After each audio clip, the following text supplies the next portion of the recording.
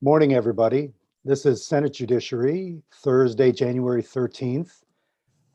Unfortunately, Senator Sears had something he had to do this morning.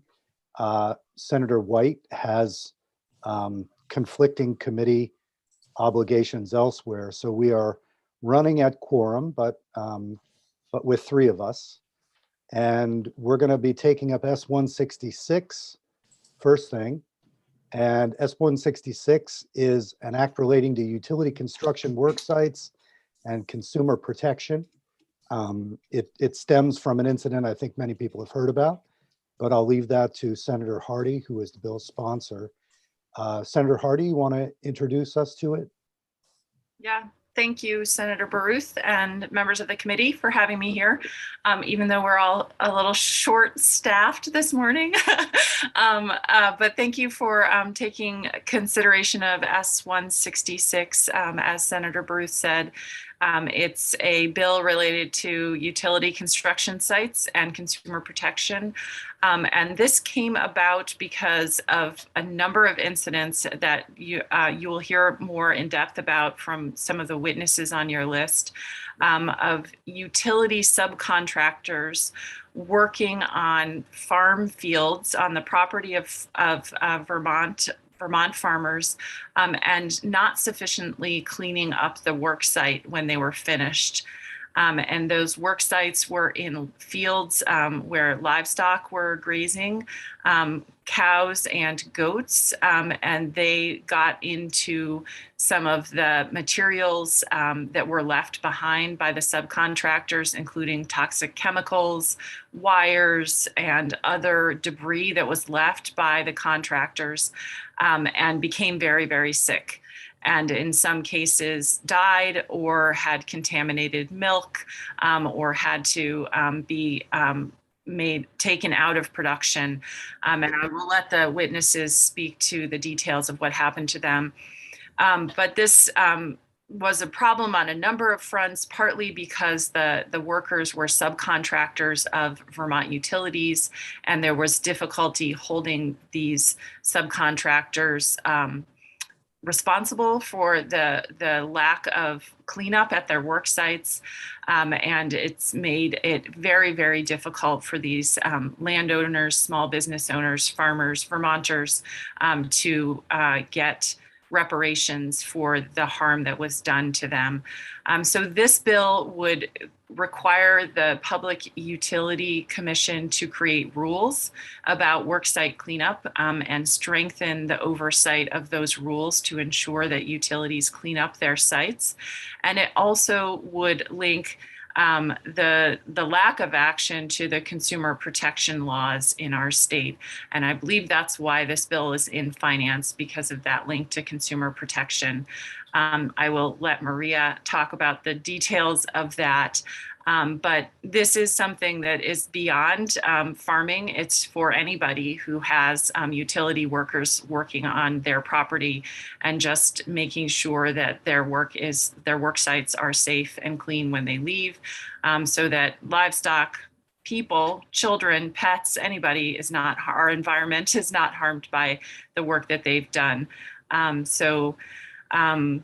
I thank you for taking up this bill and considering the provisions that could protect consumers, particularly in this age when we're going to be expanding broadband throughout the state and many rural areas. So wanting to make sure that we have these rules and laws in place before there's a lot more work being done across the state. So happy to answer questions, but thank you very much for considering the bill. Thank you. Just one quick question. Is it finance that has possession of the bill? No, you actually have possession. Judiciary. Oh. It was referred to Judiciary. Oh, I thought you said that's why finance had the bill. Well, I assumed, I guess I was assuming it would go to finance because it's a utility issue. But then when it came here, my assumption is because of the consumer protection law connection. That's right.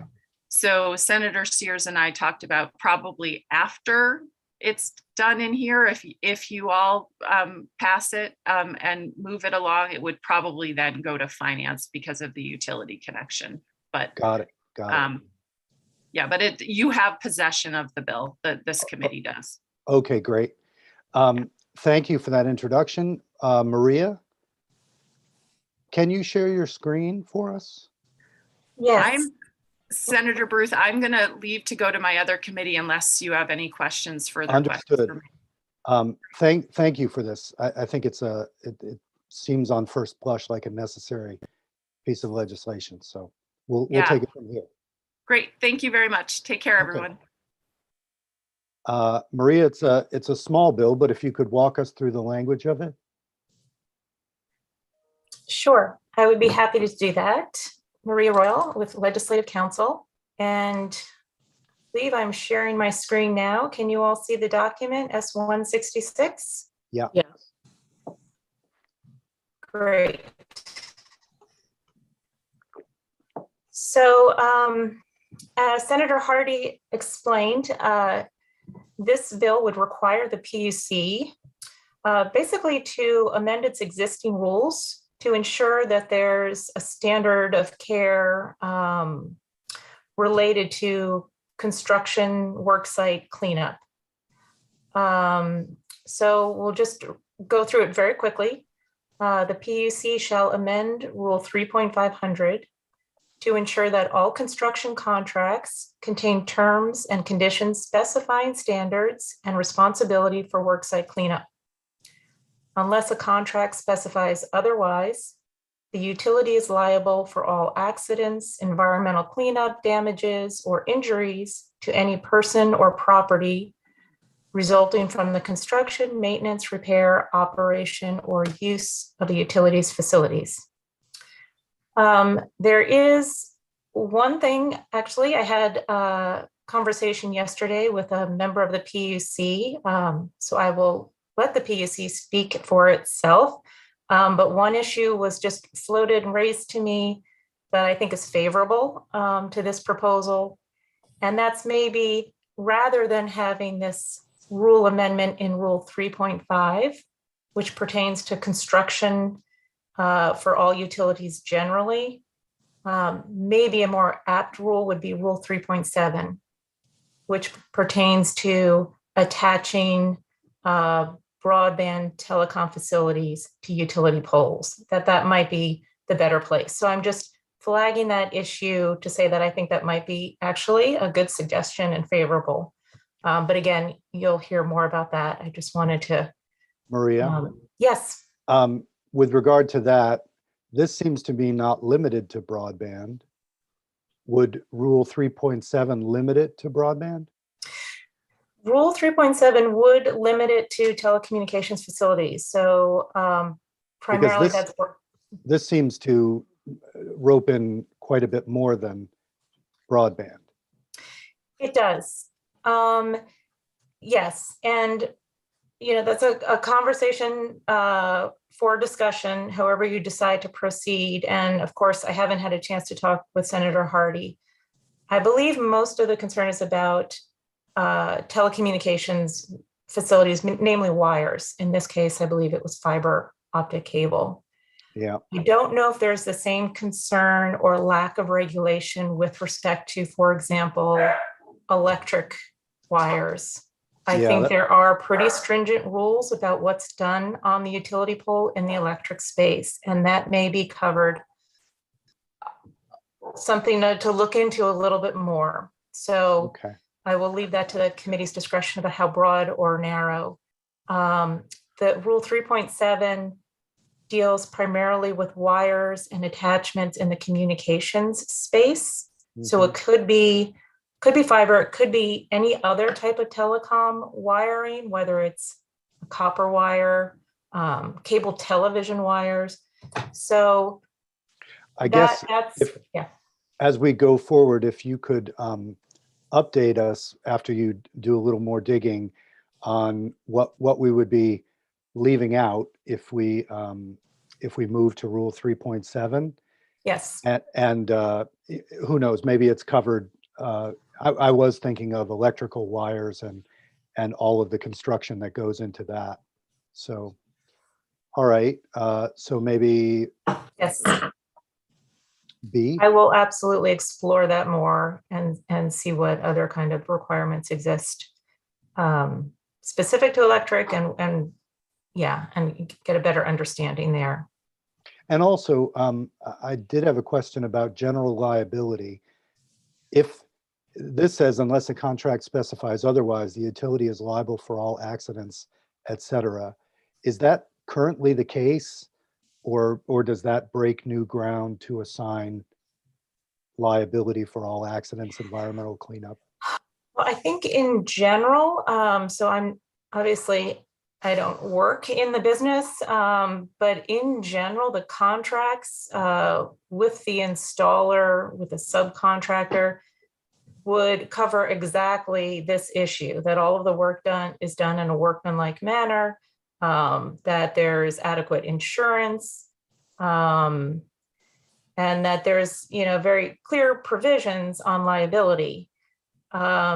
This is really an attempt to gain greater specificity, to have standards, and ensure, that the contracts do address it so that there is no confusion.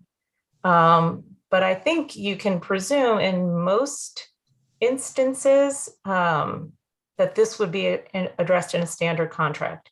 The regulators may have a better sense of about how often confusion about who's liable and comes up. But I think that's maybe part of what has come up in the recent incidents that have occurred. So that's what's attempted to be addressed here, so that there's greater clarity, so the contracts are very clear and there's no confusion. Okay, great. And then subsection B, this would ensure that if you violate the rules or contract provision relating to responsibility and liability for worksite cleanup, that would result basically in an unfair act or practice under the Consumer Protection Act. That's the citation there under 9 VSA section 2453. And what that would allow, not only does it give the private right of action, and of course the harmed individuals do have a remedy in civil court, but this would also allow a private plaintiff to recover attorney's fees, enhanced penalties or treble damages. So those would be helpful in the enforcement. It also would allow the Attorney General or the state's attorney in the affected area or has jurisdiction where the harm occurred to bring an investigation or file a lawsuit. So this is meant to basically enhance enforcement and, for matters that are in the public interest and that might help any harmed individual recover their losses and prevent future losses. So that's what that provision would allow. Okay, great. Yep.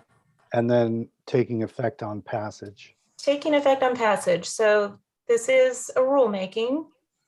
So rulemaking would commence upon passage. In general, rulemakings take about 7 or 8 months. So that process would start right away. Okay. Okay. Thanks very much. Questions welcome. for Maria about the language? Okay, pretty straightforward.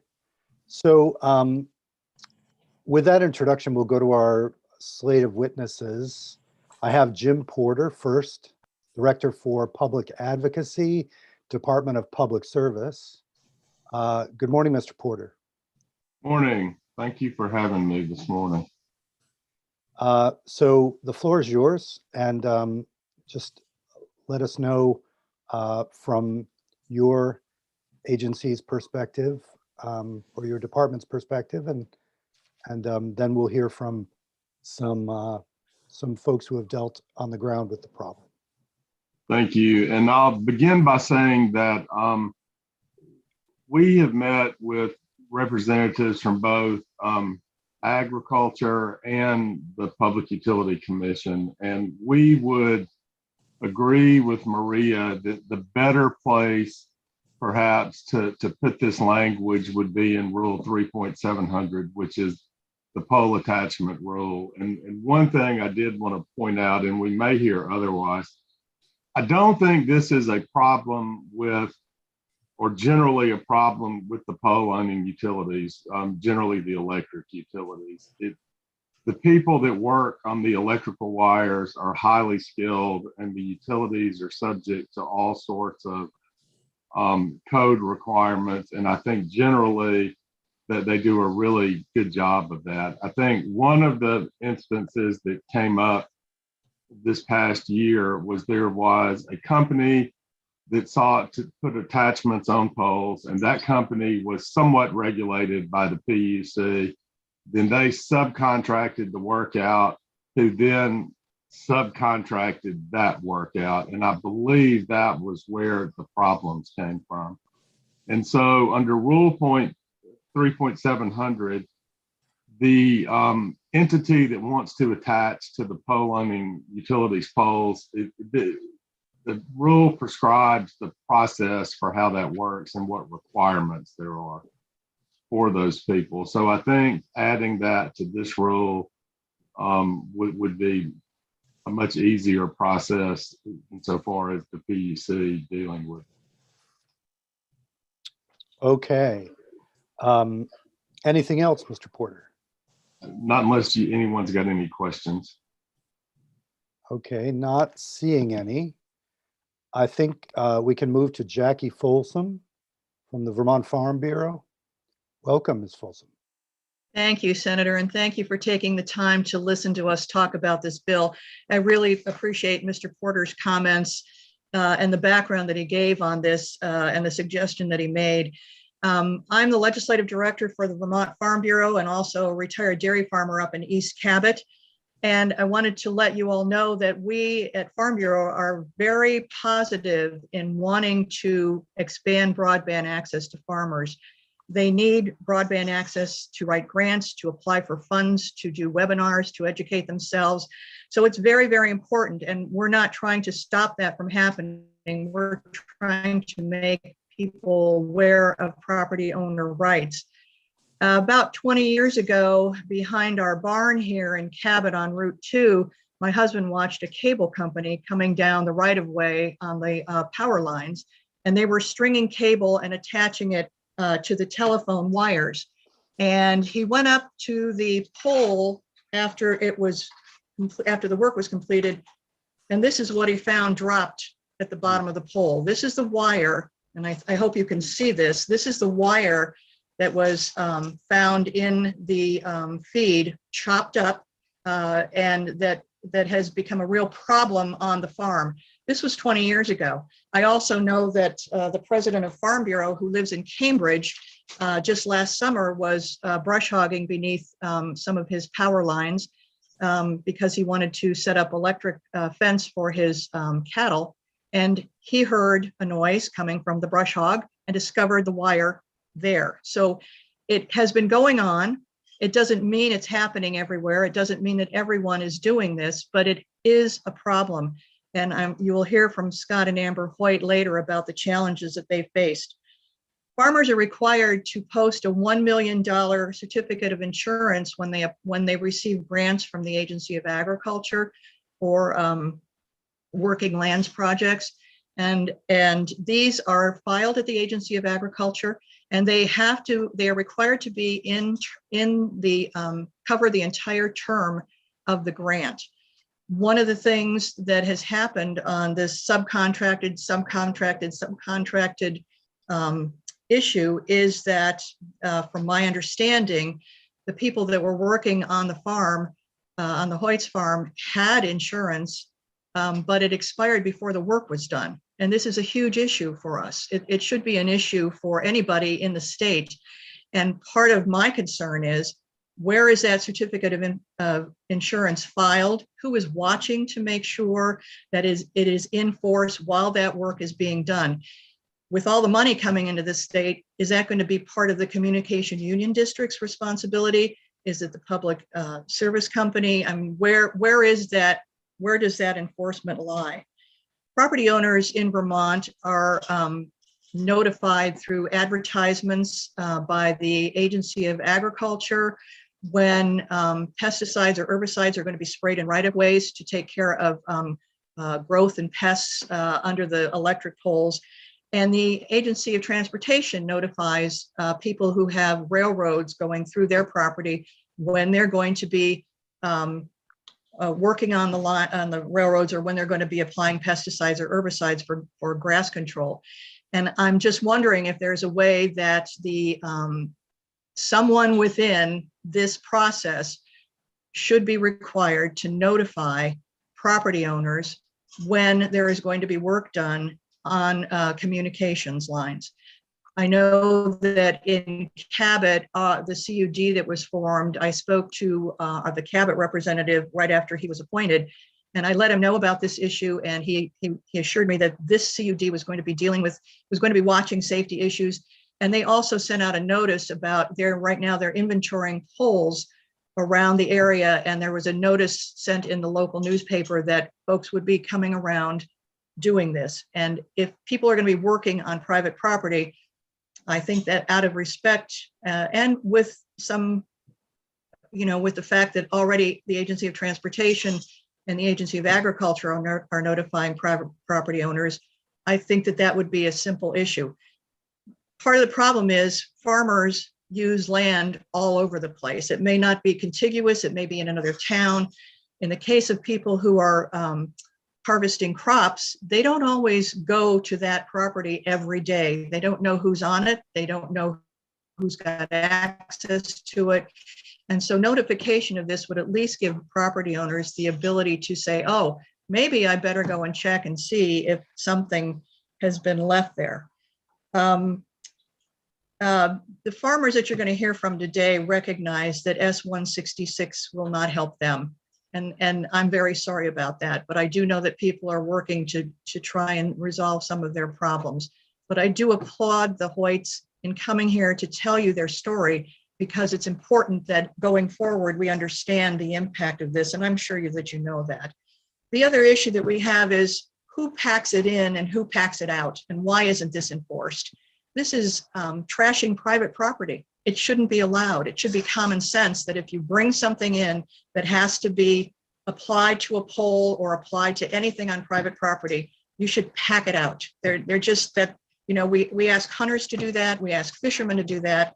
These folks are on private property, and we need to make sure that pack it in, pack it out works.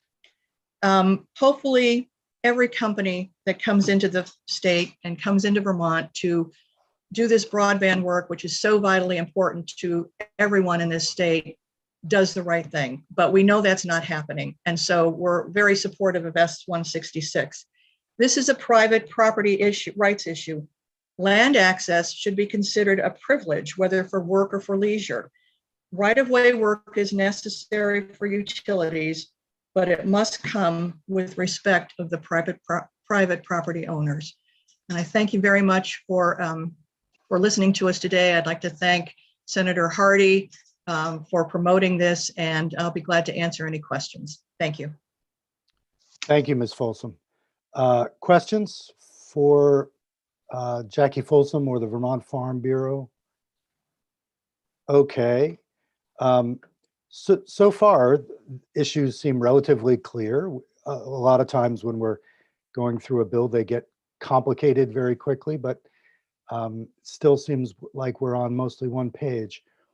So we have Scott and Amber Hoyt with us, organic dairy farmers from Tunbridge.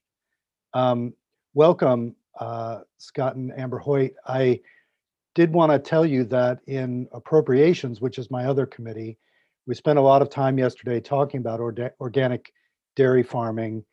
loss of distributorship, and also the possibility that we could join a federal program, an insurance program, to keep the price of feed from, sending farmers that are already near the edge further toward the edge. So just want you to know we're working on several tracks on some of your issues. But with that said, welcome, and feel free to speak in whatever order you like or however you like. Okay, thank you. Thank you very much. We really appreciate the opportunity to be able to speak with you all today. And we're not professional speakers, so apologize if it's a little jumbled. So if you have any questions, do let us know. We want to thank everyone who's been behind the scenes to make sure that this bill has come this far. And we feel that it's very important that it continues through. We just appreciate all the continued support. But for anybody who doesn't know us, we're 7th generation dairy farmers in Tunbridge, and we bought the family farm in 2018. We're continuing to ship organic milk, and we have until February next year. This is good news for us. We have some excellent genetics in our herd, and unfortunately, due to our issue, we've lost some of those really wonderful genetics. This has been a part of our family for 30 years, or part of Scott's family for 30 years at the same property. We've never had any issues with wire contaminating our feed in the farm's history. You can talk to anybody who's been a part of the farm, and Jesse Lambert Farm has been our custom feed chopper for over 10 years. And he's never seen anything like this before either. And this all happened in relative retrospect after the work was done. In 2019, fall of 2019 is when EC Fiber was commencing their expansion services in our area, and we were aware of them being in the area, but we didn't know specifically when they were going to be on our property.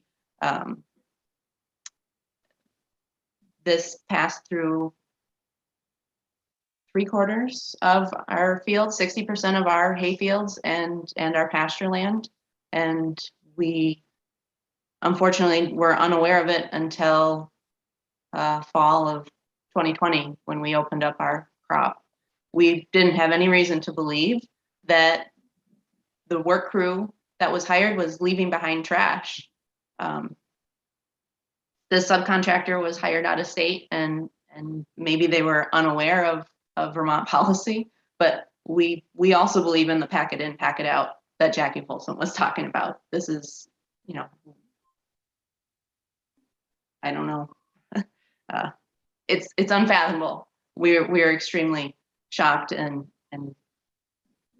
we still don't know quite how to handle this situation that we're in. Could I ask you, Amber, if it's just on an overview level, can you tell us, Maria said that this bill wouldn't fix your problem. Are you pursuing some kind of, restitution from the companies, or did they go bankrupt? What does that look like?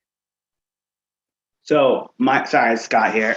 My understanding is, as of today, that all the parties involved, EC Fiber, Eustis Cable, are motioning to dismiss our case. And an understanding that Connor Kramer did the work in November 2019, and then by December 2019 they were bankrupt and out of business, and no longer a part of. I don't know if anybody's even made contact, to be honest with you, with the parties, with that particular party. They're from New York. And then our understanding, they have no assets, they're not in business, so there's no way to recover restitution from those guys. So we're stuck dealing with this ongoing issue. We found wire in this year's feed also. Got 178 ton of contaminated feed. We're going through assuming that all of our feed's contaminated, and our fields are still contaminated, and we're just trying to survive. Yeah. Well, I'm not a lawyer, although we do have one on the committee, Senator Benning. So their stance is that they're free of liability because it was the subcontractor who did the contamination. That's what we're understanding, and that, and the insurance denied our claim because the insurance lapsed in 2019. The wire wasn't found until 2020. And so that's why we took a while for the insurance just to figure it out and deny our claim. And this is where we're at. And we're just kind of heartbroken. We want to continue our tradition of farming, just kind of want to be left alone and work the land and our community. And we do agree. We want EC fiber, we want internet, we want broadband expansion, but we want it done correctly. And I think along the lines of Jackie's saying, it doesn't help us. The only way it's going to help us if it's retroactive. This bill can be retroactive anyway. So it relieves the burden of proof for future farmers. People might say, oh, it happened, years ago, somebody left it there. It's not our problem. I mean, all I can say is we never had an issue. My parents never had an issue with any of our feed like this until the next cropping after this company came through and did their work. Mm-hmm. Okay, and Amber, anything is that a question, Senator Nitka? I'm just wondering, Scott, you just mentioned that the insurance had lapsed. Is that of the company that was there, or are you speaking about your own insurance? What was that about? Connor Kramer, the subcontractors, they lapse while they're doing their work. And they continue working, and then they're out of business, and that's where we're told that there was no coverage. I mean, don't usually some of those companies have? This is a legal question. Probably have tail end insurance that goes on to cover things that happened during the period they were working. I mean, some insurances have to cover stuff that becomes known later. I don't know if that's. That's a great question. My understanding, just a kind of different kind of connecting to that. So I know a town of Tunbridge, if they hire a contractor to do work, they have to have proof of that person's insurance. And then the town even could get a fine if their subcontractors don't have insurance through the entirety of the project. So we're not sure how that's probably more of a legal question. And we have a lot of questions we're hoping to get answered. Probably won't be today. It'll probably be in front of a jury. Mm-hmm. I see. Mm-hmm. And just a quick question for Jackie Folsom, and then I'll come to Senator Benning. Are there any, I know the Vermont League of Cities and Towns, I think, has its own insurance or funds to help out in certain cases. Are there any, this has probably already been explored, but any funds that the Hoyts could access in terms of, I don't know, either that the Vermont Farm Bureau has access to, or any other outside ways to make them whole? I think that Scott and Amber have been exploring those venues. Vermont Farm Bureau doesn't have anything. I know that I believe that they did speak with folks at the Agency of Agriculture. Mm-hmm. I don't think that there are any such funds beyond things like GoFundMe or those type of things where folks can help out individually. This is pretty unprecedented, I think, as far as this kind of damage to this particular farm. One of the things that they had a problem with right off was being organic. They had to replace all that feed. And the other thing is that feed can't be composted. It's got to be left somewhere to just go away. It can't be used for anything else because that wire is rampant throughout. And so that, they're in a real pickle as far as buying feed. Mm-hmm. And they mentioned the genetics. They have cows that they've been breeding that are specific to that herd, and they breed for milk quality and milk to receive premiums. And those cows are pretty much irreplaceable. So when they begin talking about, trying to figure out how they're going to keep farming, it isn't just the feed, it's the effect on the cows and the effect on their herd and their future that's being impacted. But as far as I know, there are no there are no funds accessible through my knowledge, and they may want to talk about that a little bit more about what they've done to that. One other avenue I'll personally pursue is I know that at the Agency of Education, the secretary has a fund, an emergency fund that is at his discretion. I'm wondering if agriculture has something similar. So that's just a call I'll make on my own and see if there's anything like that that might be available. Senator Benning.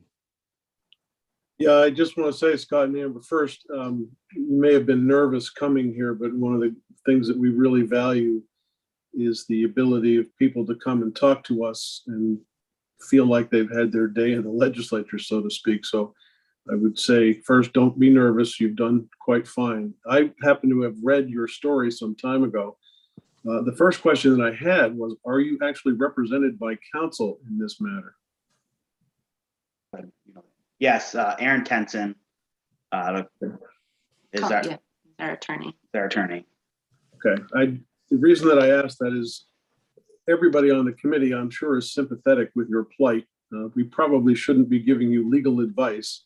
And as long as you have an attorney, I'm an attorney, I would stay out of that conversation altogether, because for me, technically, that's an ethical violation if I give you some advice somewhere. But I very much hope that you are able to come about with a remedy, and I can assure you we're all sympathetic with your plight. I just want to take a moment also to Jackie and say, you and I both know a former state senator, state representative who is involved with the Fair Association very well. He had major heart surgery scheduled for last week, and I don't know if you heard that. And if you feel like you want to reach out to him, I just wanted to alert you to that fact.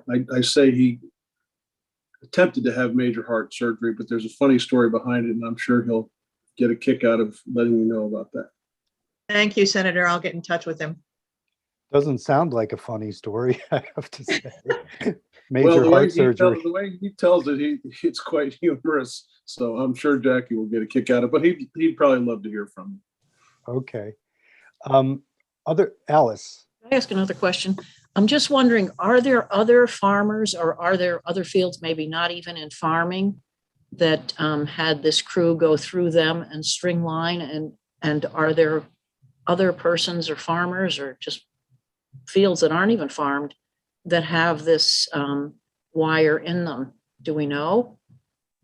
I don't think I'm sorry, Senator. Yeah, I don't think we know, because the only reason we know about this situation is because the feed had the wire in it. They could have left stuff anywhere in the state of Vermont in the right of ways, and unless somebody goes out and checks their property and looks for it, we wouldn't know. And I think that's why we would hope that there would be some requirement of notification of property owners, so that if they want to go out and see if trash was left behind, they can do that. But the only reason we found the wire was because my husband was watching the cable guys come down through the right of way through our valley, and he saw them. But in the case of Scott and Amber, they would have had no reason to go and think that there was trash left behind, because first of all, they probably didn't know they were there, because there is no notification requirement. And secondarily, you would have hoped that people working on private property would respect it and not do that. But we clearly know that is not always the case. I'm wondering though, EC Fiber must have records of where this crew or whoever, I mean, it went down the line from EC Fiber, but must have records of where they've strung the cable. And I'm thinking, would there be strength in some numbers? If people could find out if their land is contaminated also. And I would think that information would be available. Certainly they know where their cables have gone, and that maybe, that might be something that could help. And again, to go back to the Agency of Agriculture, it seems like something that they would have been working on. I imagine they must have more knowledge than we do. So I'll add that to that call. Scott and Amber Hoyt, other things you'd like to tell us? So I guess our one area of concern we have is we understand that some of these utility companies, EC Fiber, Consolidated, whatever, probably have policies in place for this such thing, like, standing operating procedure and stuff like that. But our question, who oversees them and who follows through and holds them accountable? We, as a farm, small business, we have third-party inspections and oversight. It's great that they're saying they have these things, but why wasn't it followed? Who oversees it? I mean, we know that they need each other. Cable companies, people that run the wire, and something and such and such. So, who's looking out for the party that's the private party, or the person who has come to their land, I guess. Yeah.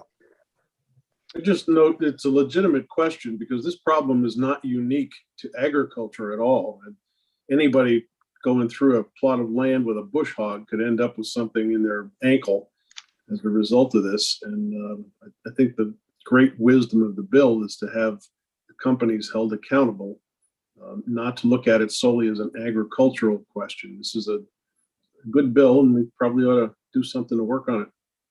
Mhm. Okay, unless there are other questions for the Hoyts, we do have another Tunbridge witness, Lauren Gitlin, who raises goats. And Ms. Gitlin, welcome. Thank you for having me. Can you guys hear me okay? Yes. Okay. Yeah, thanks for having me, and good to see the Hoyts. And just wanted to share my experience, which was different but sort of analogous. So I'm a goat farmer. Up until recently, was leasing land in Tunbridge. Last year was my first full year of production. I make a dairy product called skyr. And at the time that this incident occurred, I was milking just 6 goats. This was July 31st. I went out to pasture to gather the goats, bring them in to the barn. I was doing intensive rotational grazing, so I was moving them about every 24 hours. I went out to get them and immediately noticed one of my more energetic young animals who was normally very active and energetic and waiting right by the fence to come back into the barn, was lying down and seemed sort of lethargic. And I thought that was strange, and got her to get up, and then quickly noticed that another one of my animals had what looked like green paint all over her muzzle. And it had a very acrid smell. It was very chemical. And she was kind of moving as though she was drunk. So I knew something was wrong pretty quickly. I brought them in to the barn and set about trying to get ready for my evening milking. And I happened to have some friends visiting at the time. So while I was getting ready to milk, they offered to go back to the paddock to kind of look around and see if there was something that the animals had gotten into. And pretty quickly they found a plastic bag that was partially buried at the base of the electrical pole that had what looked to be a concentrate of some sort, a dark green, greasy substance. And it became pretty clear that was, in fact, what they had gotten into. This happened on a weekend. So I immediately tried calling Washington Electric and was simultaneously trying to do some research on my own to try to figure out what I was dealing with. And pretty quickly was able to determine that this chemical was very likely something called copper naphthenate, which is a chemical that's widely used as a wood preservative on these electrical poles. So obviously my animals were extremely sick. It turned out that 3 of them had very obvious symptoms of poisoning. I obviously wasn't able to use their milk. I dumped everybody's milk until I knew which animal specifically had ingested this substance. And there was about a week where I was concerned that my animals were going to die.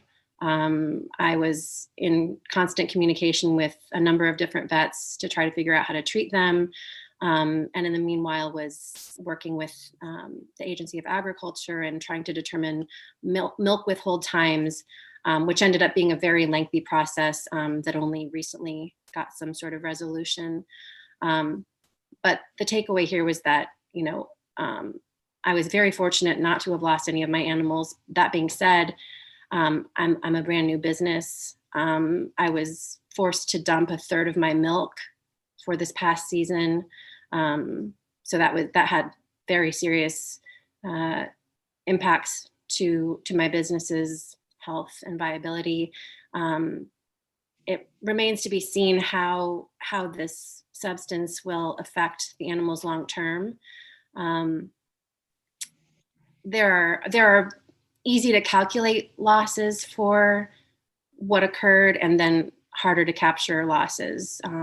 One of the animals that was affected was at the peak of her lactation, so her lifetime production capacity was this past year, and I was not able to use any of her milk. So that's something that can never be gotten back.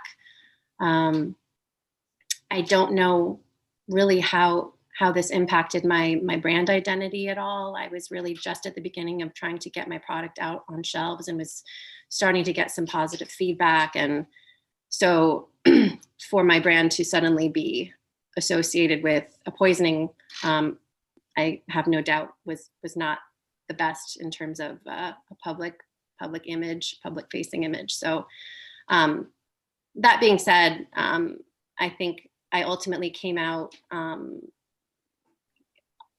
not unscathed, but I'm just very grateful that my animals made it through, and that I was ultimately able to come to a resolution and begin to start using those animals for production again. Because there was quite a long time where that was not clear. There were really no precedent for this specific substance, and there was a lot of work on my part and on the part of the agency to try to chase down information and data to be able to understand, the public health and food safety implications of this. And it was a lot of concerted effort on everyone's part to be able to determine that. So I'm just grateful that we came to a resolution ultimately. Well, thank you. Your testimony does take us back to something we were talking about at the beginning, which was whether in effect to limit this to telecommunications, or should it be, as written now, it's a little more broad and would bring in electrical workers. You seem to be suggesting that this was a substance used on the electrical poles and that might not have been applied by telecommunications workers. Do you have any more specificity on that? My understanding is that it was applied by subcontractors that were hired by the utility company. When we initially tried to track down when that work occurred, I was communicating with a representative from Washington Electric, and they were going back through their records to see when the last time someone had actually worked on those poles was, and the poles were installed in 2005. So I am still unclear as to whether or not there had been workers there more recently for maintenance purposes. But my understanding at the time was that was a substance that had been mistakenly left behind at the time that the poles were installed and just buried. But yes, that work was, to my understanding, was done by a subcontractor. Okay. Questions for Lauren Gitlin from the committee?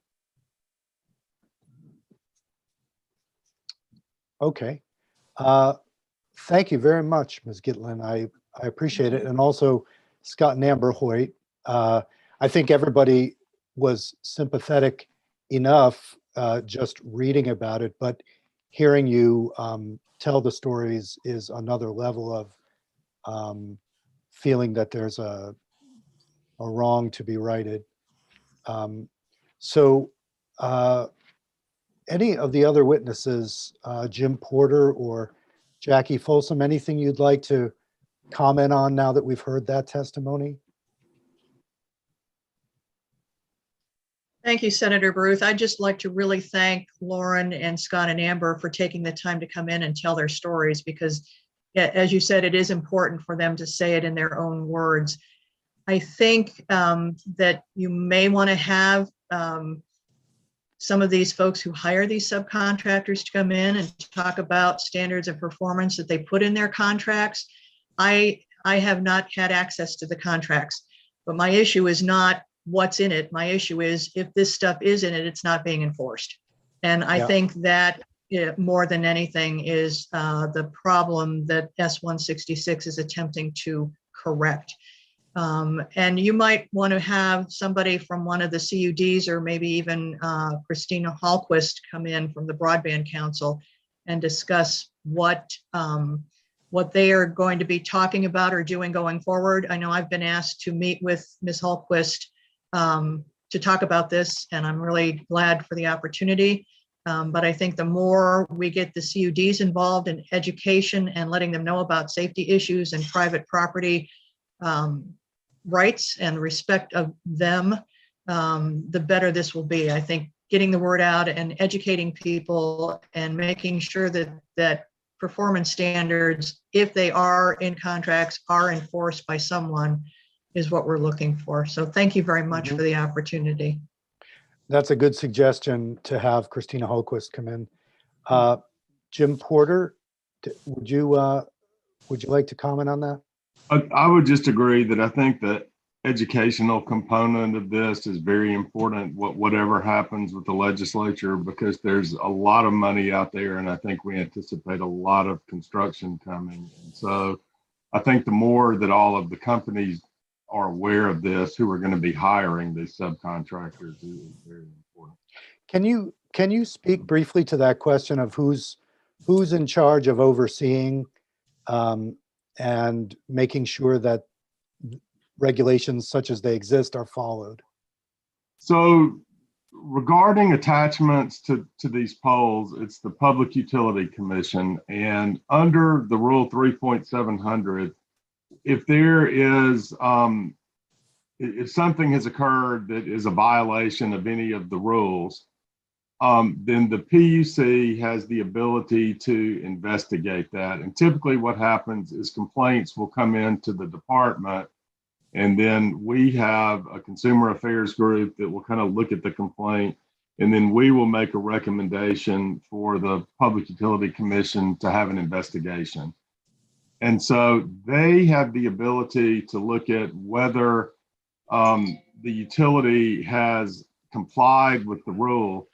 But if they find that they haven't, they have the ability, obviously, to order corrective measures and to impose fines under Section 30 of Title 30. Those fines, however, go to the general fund, and the PUC does not have the ability, say in the instance of the Hoyts, to find that there's been a violation and to award damages. And so I do think that the process of having an investigation and an order by the PUC would likely be helpful to people in subsequent proceedings. Was there an investigation in this case? I believe in the Hoyts case, and they can correct me, I believe the PUC did look at this. The insurance piece, I don't think was a part of the rule at that time. And so the PUC lacked jurisdiction to look at some of the things that they otherwise would have. And so I think that's why putting any additional requirements in this rule, and I believe that has now been added to the rule, but I think these additional things in S-166 would be helpful and appropriate to have there too. All right. If there are no other questions, I think I've compiled a little list, which I will turn into an email and pass on to Senator Sears, who's the chair of the committee. He had a medical procedure he had to have performed this morning. But I will make sure that he knows the things that we've turned up for further study, and also some avenues that might be hopefully helpful for the Hoyts. So with that said, I think we're probably done for the moment with S-166. I want to thank the witnesses who came: Lauren Gitlin, Scott and Amber Hoyt, Jackie Folsom, and Jim Porter. Thanks, Maria, for walking us through the bill. I think everybody's in agreement that this is an issue that needs attention. The bill is admirably efficient in how it goes at the rules that are governing this. But I do think that there's a stitch being dropped in terms of awards for people who have been injured in these situations. So that's something that I'll make sure is a part of the conversation going forward too. So thank you all, and you're free to drop off at this point. I'm just going to talk quickly with the committee, and we will be in touch. Thank you very much for your time. Sure. Appreciate it. Thank you very much for coming in.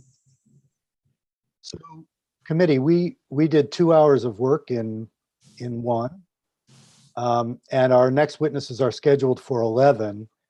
Alice has her switchover at 10:45.